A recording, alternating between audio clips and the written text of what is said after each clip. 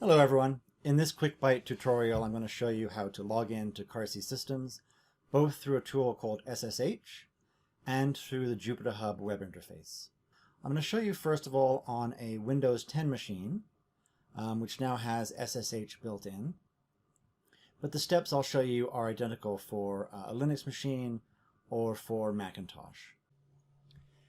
So let's see if OpenSSH is installed, and if not, we'll add it to Windows. To do that, we're going to type option here in the search bar to bring up the Manage Optional Features dialog.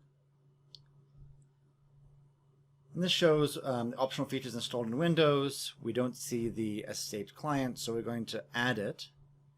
This list of optional features is alphabetical, so we're just going to search for OpenSSH client. There it is. We hit install. Word of warning here, you have to be logged in as a Windows administrator to do this. If you're not a Windows administrator, it'll prompt you for credentials but won't work. That appears to be a bug in this particular version of Windows. The OpenSSH client is installing now.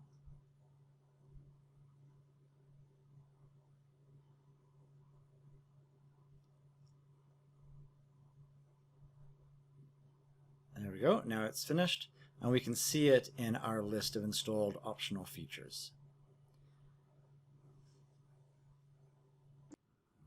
Alright, so the first thing we're going to do is open up a terminal. On Windows, that means typing in PowerShell. Here's PowerShell. Yours might look slightly different, it may have a blue background, for example. And I'm going to be using PowerShell in the future, so I'm going to pin it to my taskbar here. So I right-click on the icon at the bottom and click Pin. Alright, and that just means that from now on, I can just click on the icon here on the taskbar and get my shell right away. So in the past, we would have installed something called PuTTY, and you still may want to do that if you have an older version of Windows.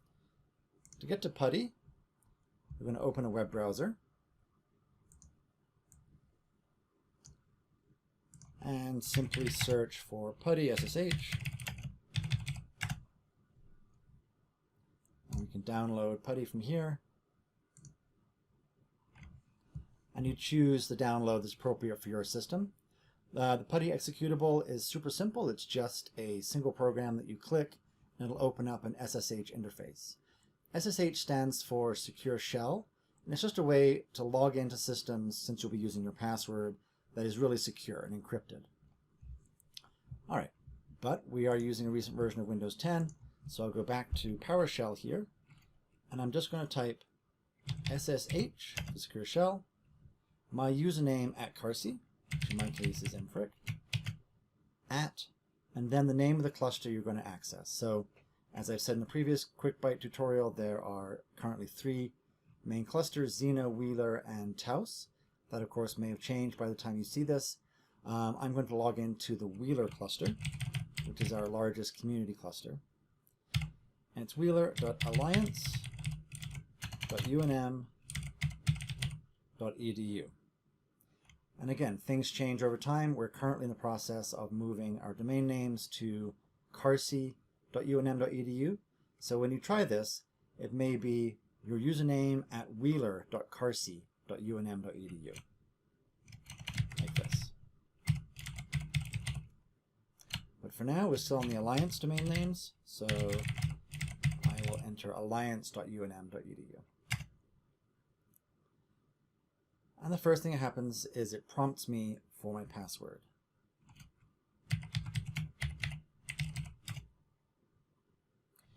And I'm logged in. My username and password came in a letter that was given to me when I applied for CARC and my account was approved. This video is being recorded during the COVID-19 crisis, so we are currently giving usernames and passwords out over Zoom sessions. So once you've applied for your account and you've received an email saying that it's ready for you, you can send an email to help@carc.unm.edu, and we will arrange a Zoom session so we can share your password with you. As I said, the procedure is basically the same on a Macintosh as on Windows.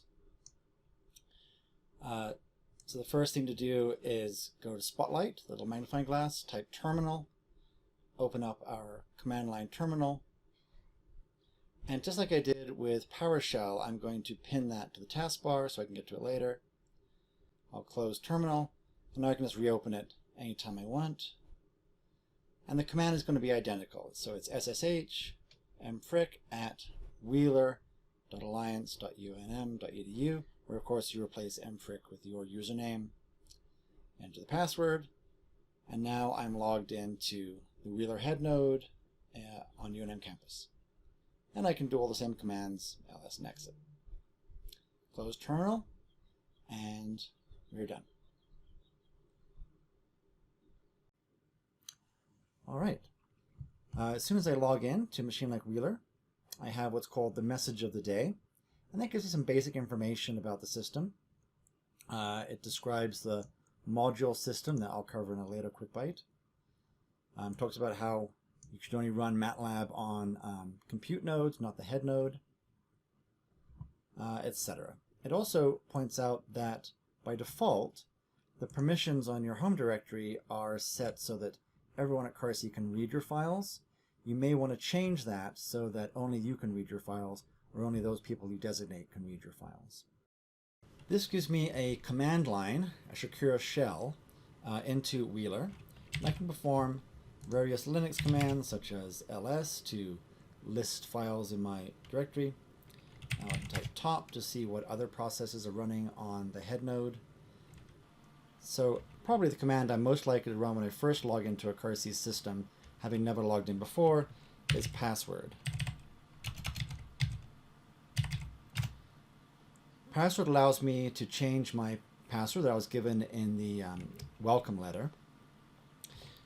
So at first it'll prompt you for your original password. Then it'll ask you for your new password, which you'll type in twice, and then you'll be able to log in with that new password. Once I'm finished, once I've submitted jobs or compiled the code I want to use, I just type exit to go back to my PowerShell. When I'm logged into Wheeler, I'm executing commands on the head node of the Wheeler cluster, which is, I've remotely accessed the head node that resides in at CARC's building. And you can access Wheeler from anywhere in the country or anywhere in the world using the SSH tool. And once I'm done, I exit. And it's almost exactly the same procedure to access any of the other clusters. So for example, SSH username at taos.alliance.unm.edu.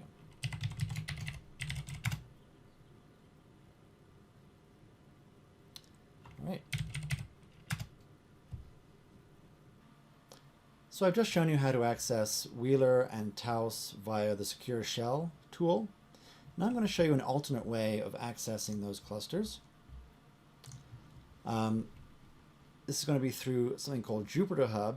You may or may not be familiar with Jupyter notebooks. They're a popular way of combining code, graphs, and text all into one document. And JupyterHub is designed to help you run those on a high-performance computing center. But it's also a convenient way to access things like your files, upload data, open a terminal, all through a web interface. So I'm going to type https://wheeler.alliance.unm.edu followed by :8000, and that'll take me to a login page. It might be more convenient to just go to the CARC website and scroll down, and you can access Systems, JupyterHub cluster links, and you can access the cluster link directly from there. So the first thing you'll see is a login page, and this is exactly the same username and password that you will use for SSH. And the first thing you see once you've logged in is a menu asking you what resources you would like to use. So this is actually going to run on one of the compute nodes in the Wheeler cluster. If you're not familiar with head nodes and compute nodes, I'll discuss that in another quick bite. But you can select how much time you'd like to reserve on the system for your JupyterHub session. So you can select up to 48 hours or as little as 1 hour, and you can select how many cores you'd like to use. So in this case, because I'm just going to be looking at files, I'm just going to select 1 core and 6 gigabytes of RAM. But if I was running something very intensive, I could select 8 cores and up to 47 gigabytes of RAM. I hit the spawn button once I've selected the resources I'd like to use. It does take about 45 seconds for it to allocate the compute node and give you access to it. So we'll wait for that to happen. And there we go. And now I have a visual representation of my home directory with all my directories and files.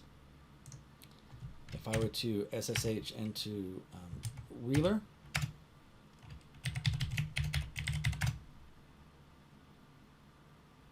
and do a directory listing, I'm seeing pretty much the same thing. I can upload files here through the web interface. I can create new documents. For example, I can create a Python 3 document here and start coding. I'll discuss in more detail Jupyter Notebooks, Python coding, TensorFlow, in other tutorials. But for now, we're just interested in the fact that I can browse through my directories. I can see my files. I can visualize the contents of those files.